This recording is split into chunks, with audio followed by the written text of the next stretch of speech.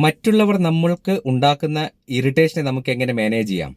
ഇതാണ് വളരെ പ്രധാനപ്പെട്ട ചോദ്യം. മറ്റുള്ളവർ നമുക്കൊരു ഇറിറ്റേഷൻ ഉണ്ടാക്കുന്നത് അവരുടെ വാക്കുകളിൽ കൂടിയും അവരുടെ പ്രവൃത്തിയിൽ കൂടിയുമാണല്ലോ.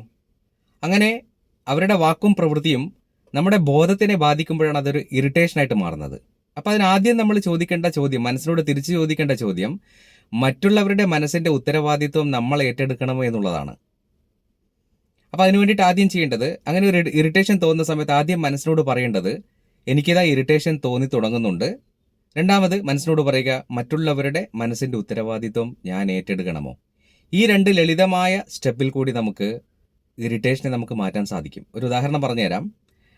നമ്മൾ ഒരു ഫുട്പാത്തിൽ കൂടി നടന്നു പോകുന്ന സമയത്ത് ഒരു ഭ്രാന്തൻ നമ്മളെ തെറി വിളിച്ചാൽ നമ്മൾ മൈൻഡ് ചെയ്യാതെ കടന്നു പോകും. എന്തുകൊണ്ടാണ്?